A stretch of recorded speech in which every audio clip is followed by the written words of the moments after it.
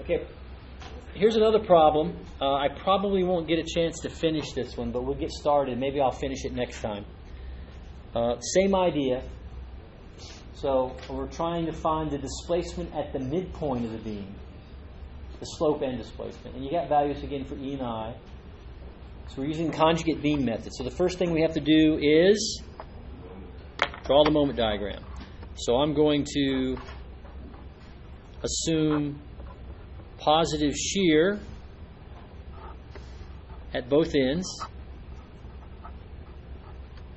Now this one I don't know off the top of my head, so I'm going to have to do a little work here on the side. I'm going to find the reactions. So I'm going to sum moments at A. And when I do that, both my applied force and my assumed direction for shear create negative moments. So I'll have minus 5 kips times a moment arm of 9 feet minus the shear at B times a moment arm of 12 feet. So it tells me that the shear at B is negative, I don't know what that is, 3.75? What's 45 divided by 12? 3.75.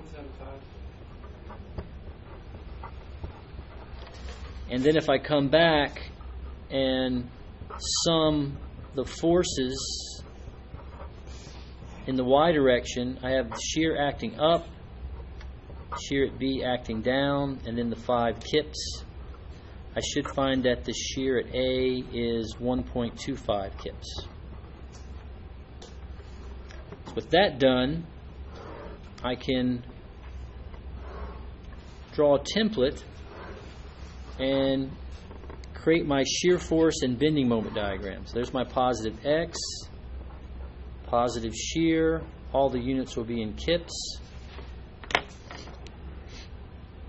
The shear at A is 1.25.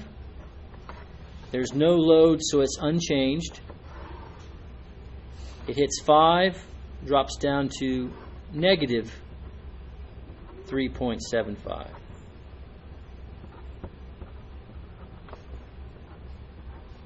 So I have a constant shear over the first 9 feet, and then a constant negative shear over the last 3 feet. Everybody see that? So what's my moment diagram going to look like? There's positive X, positive axis for moment, and this will have units of kips and feet. So I know at the pins I'm going to start at 0 and end at 0. So the area under this part of the curve will be 9 times 1.25. What's that? 11 point something? 9 times 1.25? 11.25? Yes. It has a constant positive slope. So this is going to be 11.25. And then hopefully 3.75 times 3 is also 11.25, and it's negative and it brings us back. So there's our moment diagram.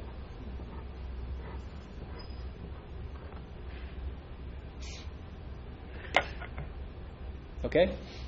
So now let's sneak over here and do our conjugate beam. Well, I shouldn't say sneak. Let's go over here.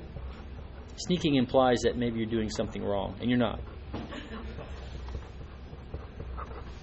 Conjugate beam is good. It's not bad. Okay, so let's draw our conjugate beam. A external pin maps to a external pin. Nothing happening. Pin. So our conjugate beam is going to look pretty simple. It's just going to be a pin and a roller. But now I'm going to apply this as load. So I'll do it like we did before. I like to just draw the moment diagram just the way it sits. Just basically pick it up, plop it down. I know this value is going to be 1.25 kip feet. That's the moment. And we're going to divide it by EI for conjugate beam method. And This is all positive moment, so positive loading is up or down? Up.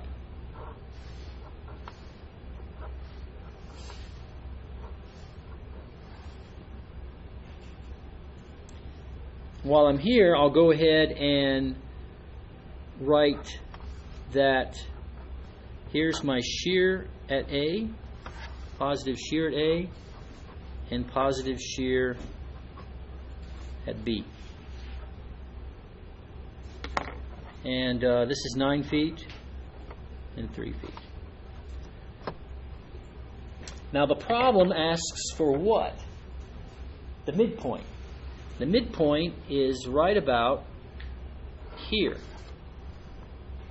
at 6 feet, right? Now, which side of the beam you want to work? The left side or the right side? Yeah, I think the left side has clear advantages. So, if I'm going to work the left side, I need to know the reaction at A, the shear at A. So let's find that first. To do that, I need to find both these reaction forces. I'll call this one F1, and this is kind of in the way, so I'll draw it down here and call that F2. So let's figure those out. So F1, well, I've got to stop. Let me find these forces and then I'll stop real quick. So F1 is going to be 1/2 base, which is 9 feet, times height, which is 11.25 kip feet divided by EI. So what's that value? Somebody calculate that, and I'll do the second one, which will be 1/2 base 3 times height, 11.25 kip feet divided by EI. The first one is 50.63 over EI. 50.63. I'm running out of room here, so that's going to be kip feet squared. Sorry, I'm really kind of wedging it in there. And what's the second one? 16.88. That's pretty good. So 16.88 kip feet squared over EI. Okay, so class is over right now, so I'll stop this. We'll pick this up on Tuesday.